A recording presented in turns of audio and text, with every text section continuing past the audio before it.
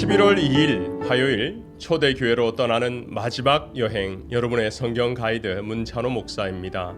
오늘은 로마서 궤관인데요. 역사적으로 수많은 그리스도인에게 가장 사랑받은 성경, 그것은 로마서였습니다.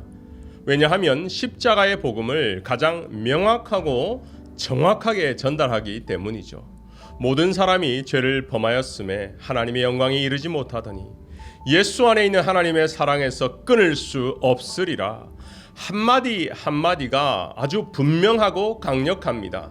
그래서 어떤 이는 성경 66권의 모든 성경을 압축한 엑기스로 로마서라고 말하기도 하죠. 서신서 로마서. 로마서는 성경의 모든 장르 중에 서신서 중에 하나입니다. 서신서는 누가 누구에게 보낸 편지 형식인데 이것을 신학적으로 또는 교리적으로만 받아들이면 읽고 이해하기 어려운 성경이 되죠. 그래서 우리는 서신서를 간단 명료하게 접근할 필요가 있습니다. 흩어진 초대교회마다 문제와 갈등이 있었고 그 문제를 하나님의 뜻 안에서 풀기 위해 누구나 이해하고 깨달아 바로 실천할 수 있도록 편지를 보낸 것이죠. 한 가지 에피소드를 이야기하면 AD 386년 여름 무화과 나무 아래에서 한 아이가 톨레레게 번역하면 집어 들어 읽어라 집어 들어 읽어라 라며 노래하는 소리를 듣게 되었습니다. 그는 곧바로 벤치에 의자 위에 앉아 성경 두루마기를 펼쳤습니다. 그때 본 성경이 로마서 13장 13절 14절이었습니다. 그리고 그 말씀을 읽기 시작합니다. 그리고 성령의 역사가 일어나서 회심하고 그리스도를 따르기로 결심했다고 하죠. 그 말씀을 한번 읽어드리겠습니다.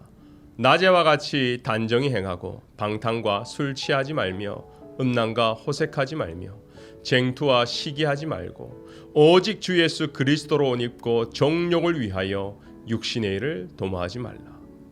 초대기의 신학자 중 가장 뛰어났다고 알려진 어거스틴의 회심 내용이었습니다. 그는 로마서를 통해 주님께 돌아온 것이죠. 저자와 기록 배경에 대해서 설명해 드리겠습니다. 로마서는 사도 바울이 기록한 서신이죠. 아마도 그는 고린도에 머물렀을 때 대부분의 시간을 로마서를 기록하는 데 보냈을 것이다 라고 역사학자들이 추측하고 있습니다.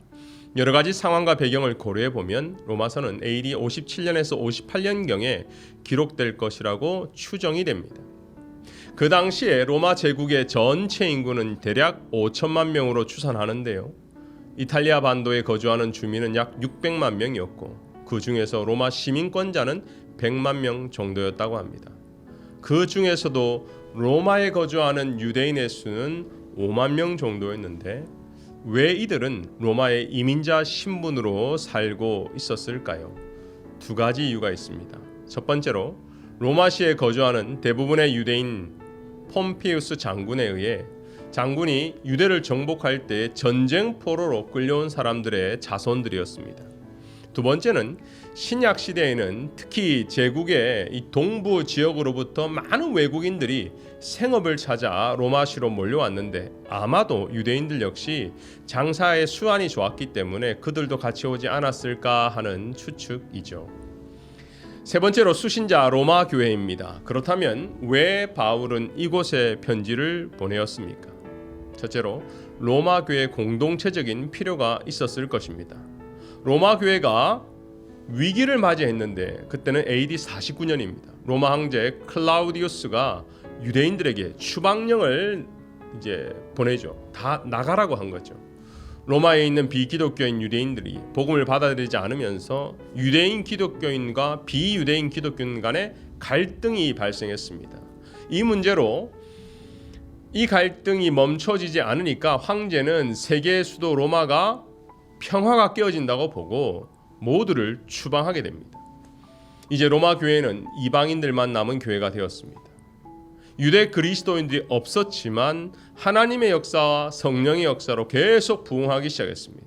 그런데요, 황제의 서거 이후 추방령이 철회되면서 유대 그리스도인들이 다시 로마로 돌아오게 되죠. 하지만 이미 로마 교회는 이방인이 주류를 이룬 교회가 된 것이었습니다.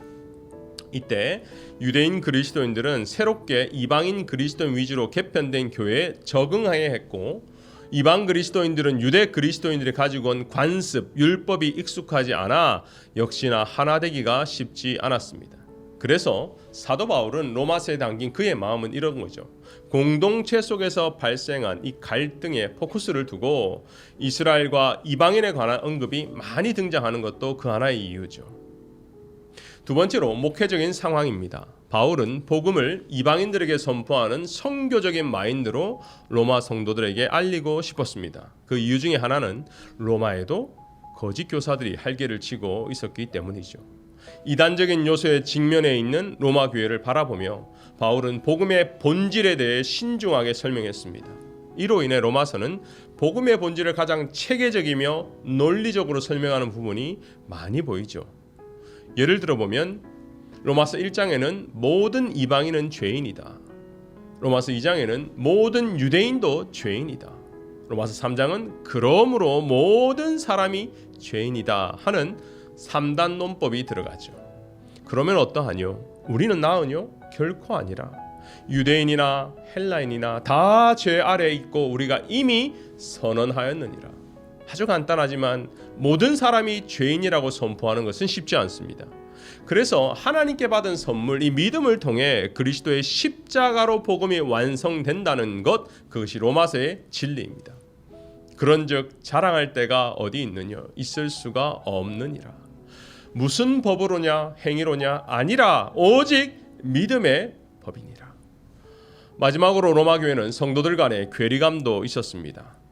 로마 교회 성도들 사이에 믿음이 아주 강한 사람들과 또 믿음이 연약한 자들로 나누어져 있죠. 그래서 이방 제사에 드려진 우상의 제물을 먹는 문제, 그리고 절기를 지키는 것으로 늘 갈등이 있었습니다. 그래서 로마서 14장 15장에는 이러한 목회적 목적에 따라 바울은 서로가 서로를 돌보고 연약한 자를 강한 자가 감싸 안아야 된다고 알려준 거죠. 로마서의 결론이자 또 하나의 주제는 무엇입니까? 복음은 절대로 나의 공로나 나의 선택이나 나의 노력이 아니라는 것입니다.